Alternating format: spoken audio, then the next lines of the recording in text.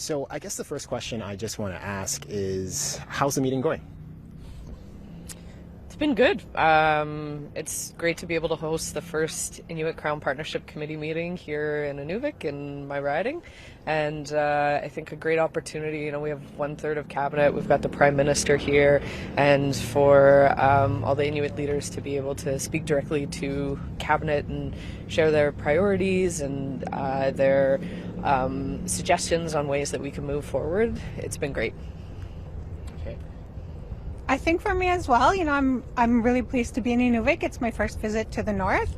Happy to be hosted by Rebecca and Inuit leadership.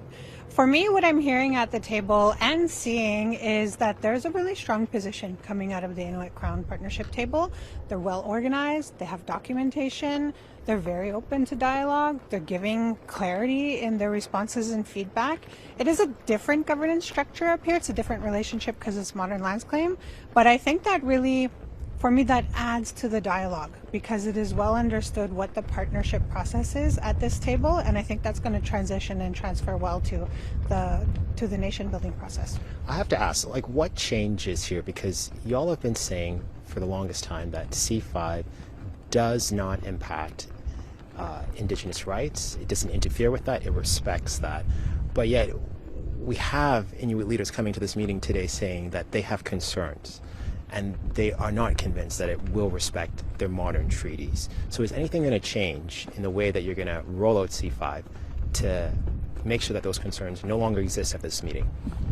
I think the opportunity is that we were all in the same space, and so folks were able to ask us questions. They were able to hear directly from us the answers. At the end of the day, modern treaty, the Constitution, it's above this law. It's also written in the law that there's a duty to consult and accommodate when we're considering a project under this legislation, as well as doing the conditions for projects. And then the other thing was actually getting feedback from Inuit leadership on, we've got the Indigenous Advisory Council, and one of the recommendations was the Inuit-Crown Partnership meetings, and the committee is a great forum, and so do we need to have a duplicate with the Indigenous Advisory Council? So that was good feedback, and that was some of the stuff that we were looking to hear. How can we move forward? What does implementation look like? So do these you said that Inuit modern treaties are above this law. Does that mean that you cannot approve projects upfront on Inuit traditional territory? So with the modern treaties, with the co-management, it would be like one of the conditions is going through the co-management. So it has to go through the co-management that's in the treaties. And so, yeah, at the end of the day, treaties are above this law. They have to be respected. Mm-hmm. And that's always been the case with this bill. But you could still provide upfront approval. Yes, and so part of adding a project under this is we've got the duty to consult with the impacted rights holders. They would say, yes, we want this to be under it, and then we go through the conditions, and one of the conditions can be approval through the co-management board. Yeah. Just to add to, I think it's really important that people hear and understand the Prime Minister has been really clear with his messaging. We will respect the structures that are in place. We will work with them. Our objective is to ensure that we are undertaking this in a timely process. And of course, continuously, the message has always been leadership is invited to be a proponent, to be a partner. And the big takeaway, for me is the criteria that you read in Build Canada Act. One of them is very clear. Indigenous, Inuit, Métis interest has to be there. There will be too much of a challenge to consider investing in a project that doesn't have that interest. So once again, like in all of the media that we're doing, we are echoing the position that the interest has to be there. That's how investment gets done. Okay. For Cabin Radio.